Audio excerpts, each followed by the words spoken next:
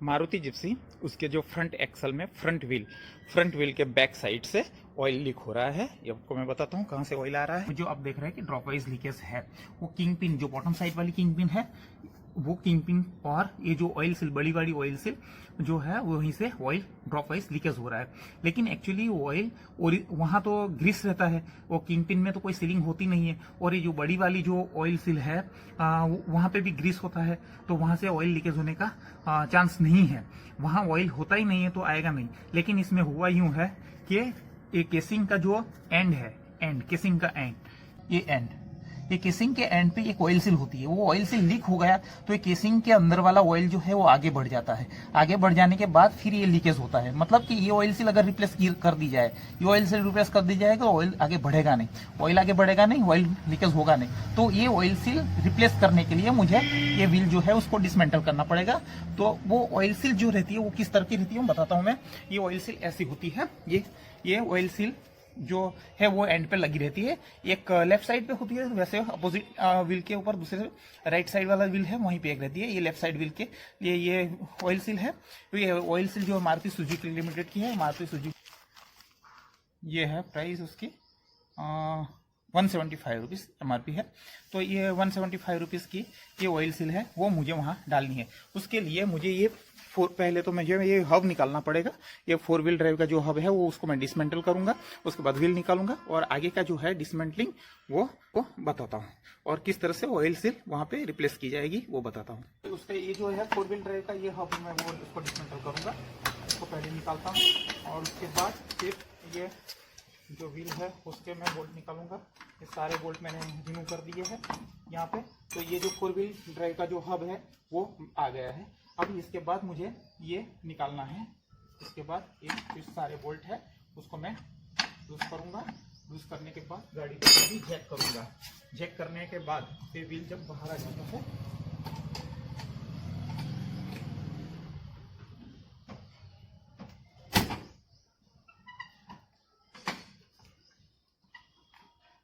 ये मैंने जैक कर दिया है व्हील। अब इसको मैं यहाँ इसको आउट कर दूंगा व्हील को।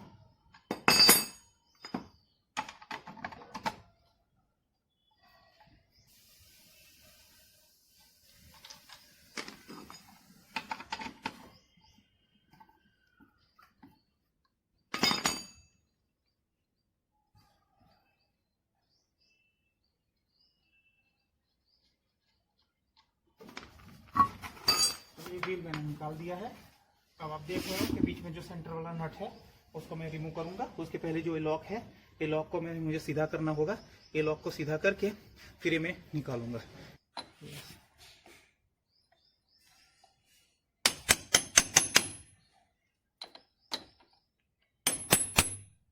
ये लॉक किस तरह से रहता है वो लॉक मैं बताता हूँ।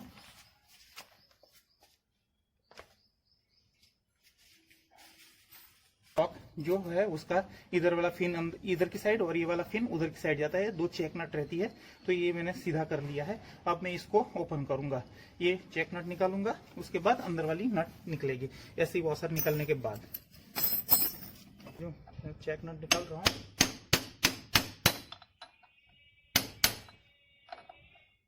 ये अभी लूज हो गया है, अब ये खुल जाएगा। इसके बाद वो जो वॉशर है, ये वॉशर जो मैंने आपको बताया वो इस तरह का है। ये नया वाला मेरे पास एक है। तो ये इस तरह से होगा। अभी अंदर वाला जो है, अंदर वाली जो नट है उसको मैं निकालूंगा।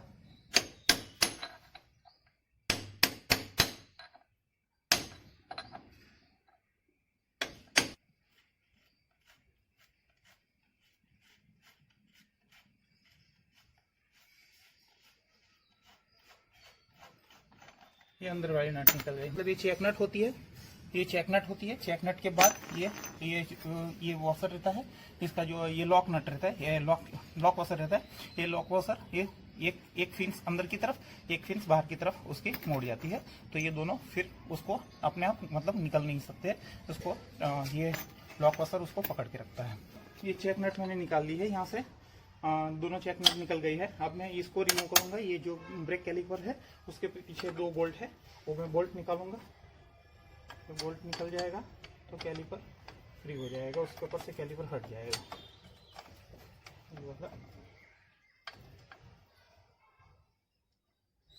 ये बोल्ट यहाँ से निकल जाएगा कैलिपर का, ये वाला, और मैं उसका अपोजिट साइड वाला भी ऐसे इस तरह से इसको भी निकाल देता हूँ। ये खुल गया, ये यहाँ से ये असेंबली को निकाल लूंगा इसके साथ। ये पूरा मैं उठा के यहाँ साइड पे कर देता हूँ उसको, मैंने यहाँ रख दिया है। ठीक है, ये ब्रेक की पाइप वगैरह दबी नहीं है। अब ये जो हब है उसका सेंटर में बोल्ट मैंने निकाला था, ये हब पूरा बाहर आ जाएगा।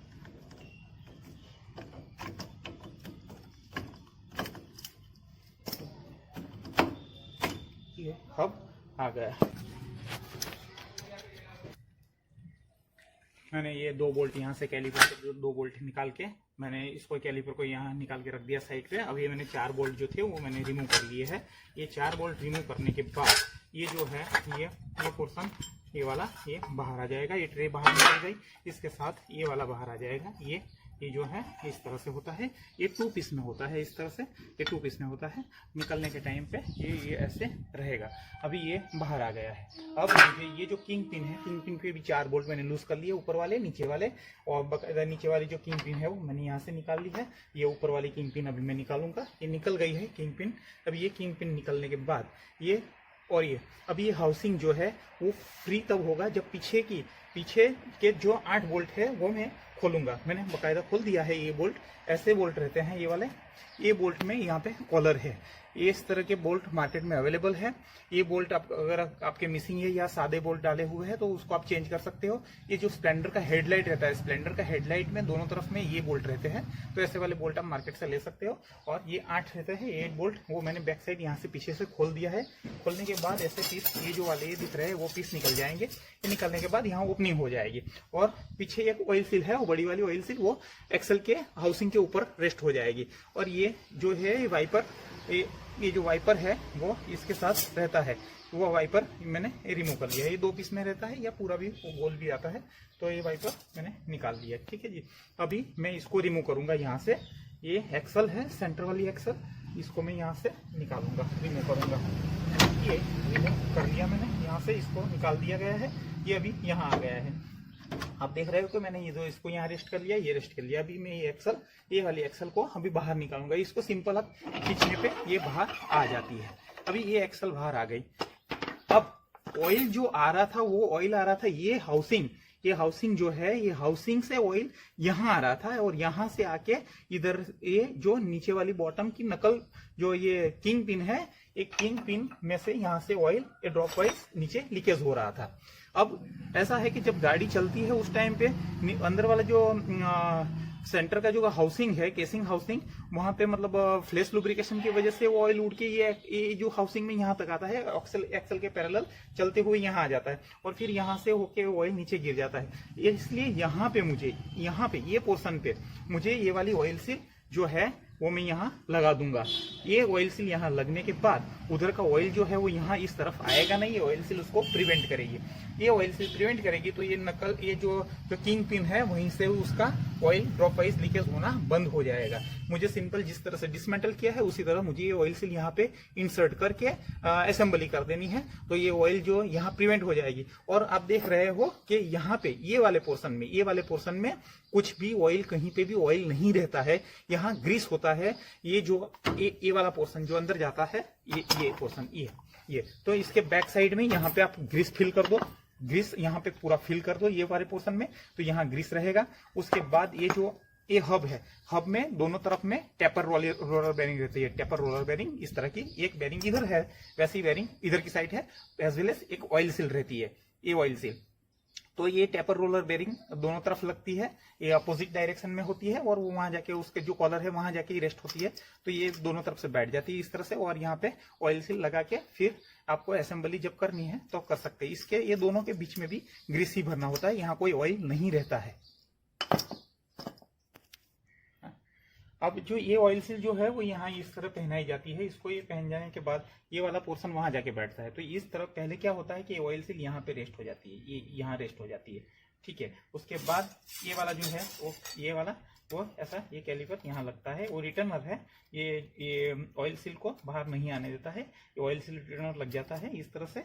और इसके ऊपर में फिर ये वाला जो है ये वाइपर ये लगता है, ये वाइपर लग जाता है इस तरह से। और ये वाइपर लगने के बाद ये दूसरा जो ये वाइपर को पोजीशन करने के लिए एक कैलिपर ऐसा लगता है, बॉटम साइड लगता है, एक टॉप साइड लगता है, और इसमें 8 बोल्ट होते हैं। वो जो बोल्ट कहाँ अवेलेबल होते हैं मैंने बताया आपको। तो इस तरह से ये चीज़ होती है। अब मैं असेंबली करूँगा और ये ऑयल सील यहाँ प्रोवाइड कर दूंगा, ताकि ऑयल वहीं से यहाँ आएगा नहीं। ये ऑयल सील जो मैंने बताया वैसे ही मारुति सुजुकी लिमिटेड की है, और उसकी जो 175 उसकी प्राइस है, जेन्युइन स्पेयर है, इट इज़ इम्पोर्टेड। मैंने आपको जो बताया इस तरह से वो इम्पोर्टेड ऑयल सील है। ये ऑयल सील ऑयल यहाँ पे रोक देती है। ये जो हब है, ये हब के अंदर में 2 बेरिंग लगी रहती है, दोनों तरफ से टेपे लगती है। इस तरह दोनों बेरिंग थी, मैंने दोनों बेरिंग रिमूव कर दी है, मैंने उसको अच्छे से साफ कर लिया है। अभी मैं उसमें दोनों तरफ बेरिंग डालूंगा। अब ये जो बेरिंग आप देख रहे हो ये मारुति उद्योग लिमिटेड की है, मारुति सुजुकी की। और इसमें ये बेरिंग आपको मैं दिखा देता हूँ, ये नया बेरिंग है, ये नया बेरिंग है। मेरे पास ऐसी 2 बेरिंग है, और ये एक ऑयल सील है। ये ऑयल सील जो है वो ये वाली ऑयल सील, ये ऑयल सील है, वो मेड इन जापान लिखा है, और ये मारुति सुजुकी लिमिटेड की है। इसकी कीमत है 243 रुपीज़ है। 243 रुपीज़ इस है ऑयल सील की प्राइस है। वो ऑयल सील जो है वो इस तरफ लगती है, यहाँ पे बैठेगी। ये पुरानी वाली जो निकल जाएगी, ये पुरानी निकल गई है, उसकी जगह पे ये नई वाली जो है वो यहाँ पे बैठेगी। तो उसको पहले मुझे ये टेपर रोलर बेरिंग है वो यहाँ इंसर्ट करनी है, और दूसरी वाली जो टेपर रोलर बेरिंग है वो मुझे अपोजिट साइड पे यहाँ बिठानी है। दोनों बेरिंग बिठ जाएगी। और इसमें जो ये हब है, हब की इस तरफ की एक ही तरफ ऑयल सील लगती है, ये वाली ऑयल सील यहाँ लग जाएगी, और इसकी असेंबली हो जाएगी। अब ये बेरिंग रिप्लेसमेंट इस तरह से करा जाएगा। अभी एक जो बड़ी वाली एक ऑयल सील रहती है वो यहाँ पे लगी रहती है, ये जो एक्सेल का जो एंड है वहाँ पे लगी रहती है। एक ऑयल सील जो मैंने बताई जो यहाँ एक अंदर से साइड से लगती है, यहाँ पे लगती है एक ऑयल सील, और बाकी की एक ऑयल सील यहाँ लगती है। अब ये बड़ी वाली ऑयल सील और ये जो एंड पे लगती है वो ऑयल सील, वो दोनों ऑयल सील में से ऑयल आने का सवाल ही नहीं है, उसमें कोई संभावना नहीं है, क्योंकि वहाँ ऑयल रहता नहीं है, ग्रीस होता है। ये वाले पोर्शन में जो है ये हब के बीच में ग्रीस होता है, और यहाँ जो ये जो किंग पिन है वहाँ पे भी ग्रीस होता है। ये जो ऑयल सील जो है, ये ऑयल सील मेन है, वो एक्सल के जो हाउसिंग से ऑयल को यहाँ आने से, इधर की तरफ आने से वो प्रिवेंट करेगा। ऑयल को प्रिवेंट कर देगा ये ऑयल सील। तो ये ही ऑयल सील जो है वो ऑयल को प्रिवेंट करती है, बाकी कहीं पे ऑयल रहता नहीं है। बाकी ये जो लुब्रिकेशन है वो ग्रीस से होता है। ऊपर वाला बेरिंग है उसमें भी ग्रीस से होता है, जिसमें किंग पिन बैठती है, यहाँ एक किंग पिन बैठती है। दोनों किंग पिन में जो लुब्रिकेशन है वो ग्रीस लुब्रिकेशन होती है, एज वेल एज ये जो एक्सल इसमें भी आपको ग्रीस भरना होता है। ये वाले पोर्शन में ग्रीस रहता है, ये दोनों बेरिंग के बीच में भी ग्रीस रहता है। अब मैं उसका असेंबली चालू करूंगा, स्टार्ट करूंगा, ग्रीस लगा दूंगा। ये जो ग्रीस है इसमें कोई ऑयल रहता नहीं है, इसमें सिर्फ ये ग्रीस ही है जो उसको लुब्रिकेट करता है। ये मैंने यहाँ पे सफिशिएंट ग्रीस लगा के इसको मैं यहाँ रख दूंगा। इस तरह से ये हो गया।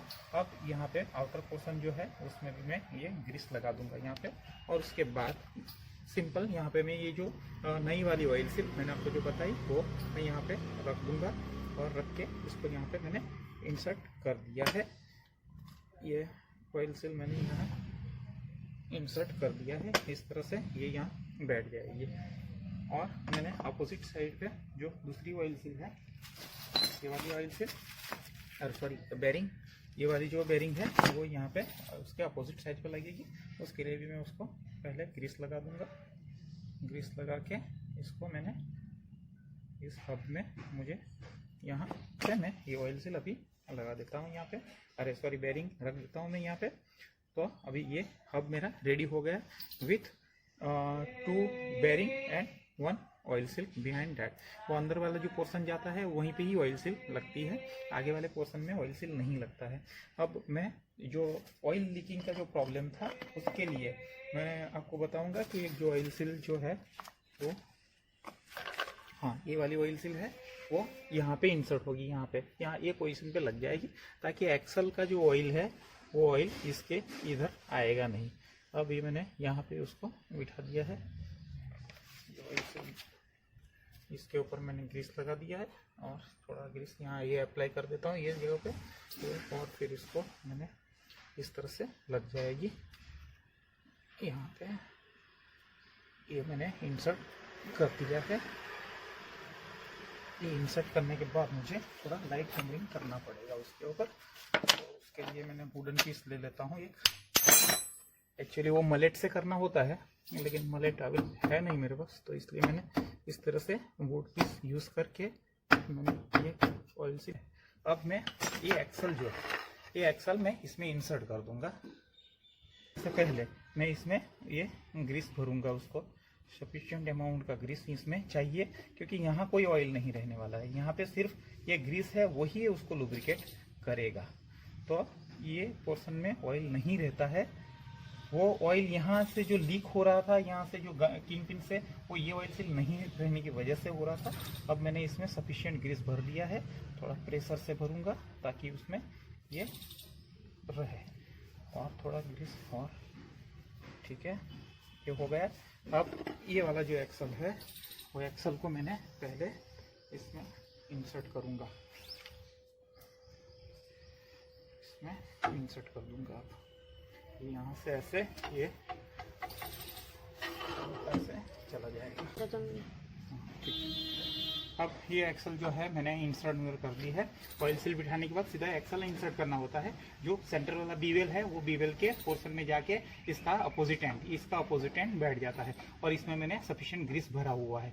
अब मैं ये किंग पिन बेरिंग जो है उसको मैंने ऊपर की तरफ लगा दूंगा और एक दूसरी किंग पिन बेरिंग जिसमें मैंने सफिशिएंट ग्रीस लगाया है क्योंकि यहाँ लुब्रिकेशन खाली ग्रीस से ही होगा, वहाँ ऑयल नहीं आता है। तो ये बॉटम साइड पे मैंने लगा दी है।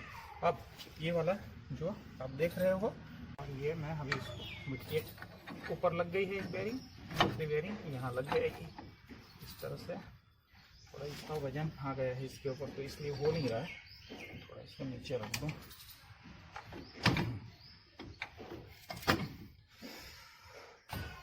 यहाँ से ये किंग पिन लग जाएगी ऊपर की साइड से, ये किंग पिन यहाँ से लग जाएगी। ये जो अब एक्सल के ऊपर ये वाला जो बुश का ये बुश जो है हब का बुश वो ये एक्सल के ऊपर बैठ जाएगा। ये मैं सिंपली इसको इंसर्ट करना होता है। तो ये जो है हब का बुश जो है वो वहाँ पे लग चुका है ऑलरेडी। उसमें एक कॉपर का एक बुश होता है जो एक्सल के रोटेट होती है, तो वो बुश जो है उसको गाइड करता है। और ये इसके ऊपर ये कॉलर लग गया है। उसके बाद ये बैक कवर है जो डिस्क जो रहती है ब्रेक की उसको ये प्रोटेक्ट करने के लिए रहते हैं। अब इसमें ये तीनों चीज़ रखने के बाद मुझे इसमें बोल्ट जो मैंने बताया वो इंसर्ट कर दिया है। अब मैं इसको सफिशिएंट टाइटिंग करूँगा। तो इसमें टोटल नंबर ऑफ बोल्ट जो है वो टोटल 4 बोल्ट है। चारों बोल्ट को मुझे सफिशिएंट टाइट करना है, तो मैं उसको टाइट कर देता हूँ इस तरफ। पहले मतलब अपोजिट बोल्ट टाइटिंग करना है, क्रॉस में डायगोनली उसको टाइट करना होता है ताकि वो सही तरीके से टाइट हो जाए। तो डायगोनली मैंने यहाँ पे क्रॉस टाइट कर दिया है। अब देख रहे हो कि मैंने पहले और जो था वो डायगोनली पहले 2 बोल्ट टाइट किया और अभी ये दूसरे बोल्ट जो है हमें सफिशिएंट टाइट करना होता है। लूज टाइट चलता नहीं है और ओवर टाइट भी चलता नहीं है, नहीं तो बोल्ट के अंदर में इलोगेशन होता है। ये हब आप देख रहे हो मैंने असेंबली को ऑलरेडी इसमें 2 बेरिंग और ऑयल सील लगा के ये असेंबली ग्रीस भर के रेडी कर दी है। सिंपली मुझे इसको इंसर्ट करना है, जो मैं अभी इसको इंसर्ट कर देता हूँ। ठीक है जी, ये अभी इसको जस्ट आपको पुश करना है थोड़ा, मतलब उसमें जो 2 बेरिंग है क्लियरेंस फिट रहता है, तो ये जैसे ही आप ऊपर प्रेस करोगे तो वो बैठ जाता है। तो सिंपली वो अपने आप मतलब जो बुश है बुश के ऊपर में ये इंसर्ट करने से सिंपली वो चला जाता है।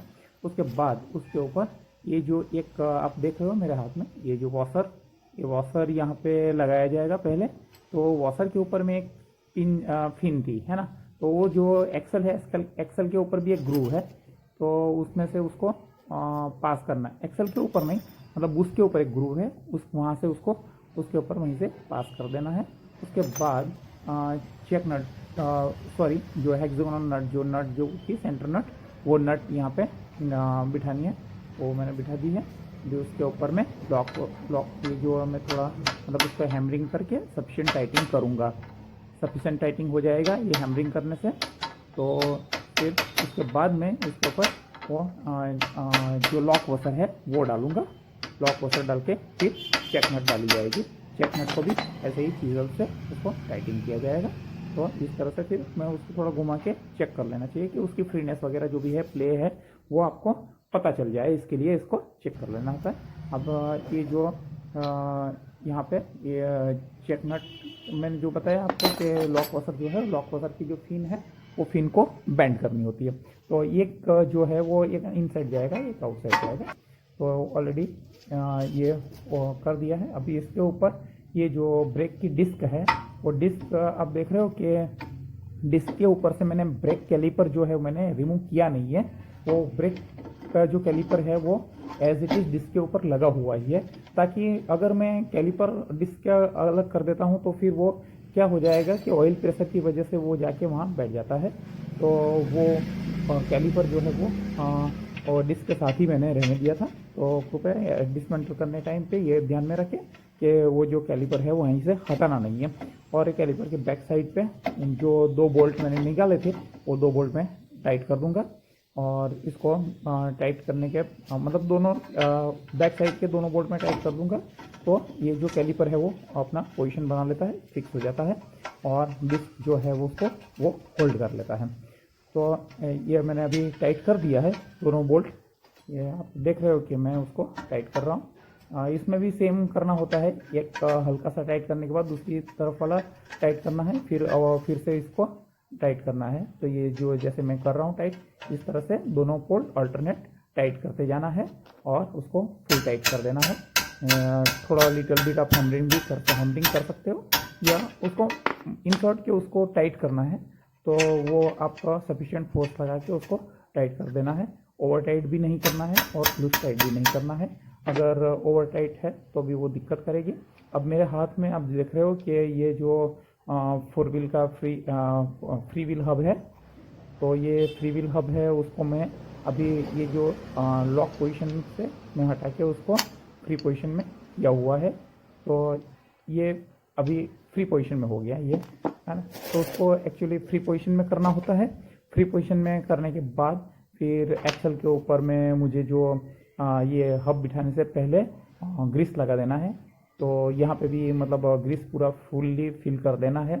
एज वेल एज ये एक्सल के ऊपर तो ग्रीस लगानी ही है, उसके अलावा आपको जो मैंने अभी फ्री व्हील हब बताया वो ये हब के अंदर भी ग्रीस भर देनी है। उसके बाद आपको मतलब इतना एक्सेस ग्रीस नहीं भरना है कि चारों ओर से निकले। सफिशिएंट अमाउंट का ग्रीस भर दो, जो उसमें रिक्वायर्ड मात्रा चाहिए उतनी मात्रा का। और फिर उसके ऊपर ये हब मैंने इंसर्ट कर दिया है। फ्री व्हील हब लग गया है। अभी फ्री व्हील हब के ऊपर में जो नंबर ऑफ बोल्ट्स हैं वो मैं बोल्ट अभी इसके ऊपर लगा दूंगा।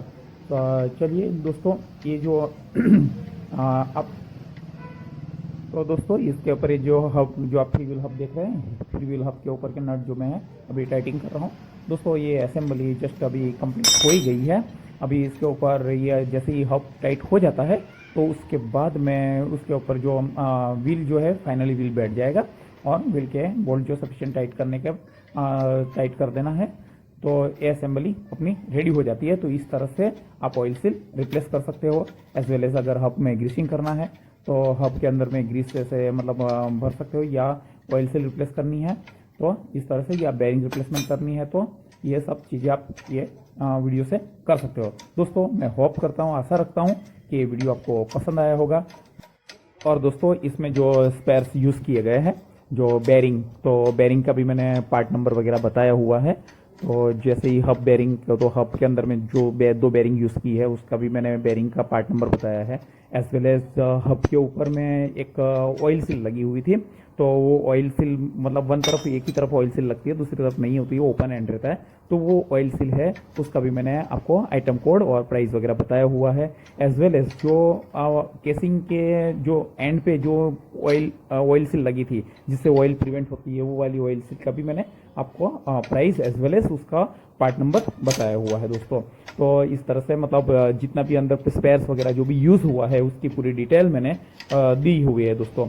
तो ये डिटेल को आपको यूज़ करते हुए आप इसका मतलब इस वीडियो को आप एज ए रेफरेंस लेके आप चाहे तो बेरिंग रिप्लेस कर सकते हो, या हब के अंदर में अगर ग्रीसिंग करना है तो वो कर सकते हो, एज वेल एज जो मैंने आपको मेन जो केसिंग वाली जो एंड वाली बेरिंग रिप्लेस करने की बताई वो कर सकते हो।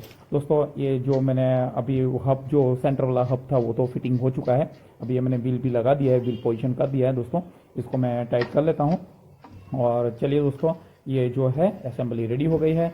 आपको दोस्तों इस वीडियो को आप लाइक कीजिए, शेयर कीजिए, सब्सक्राइब कीजिए। दोस्तों आपका दिन शुभ रहे। जय हिंद।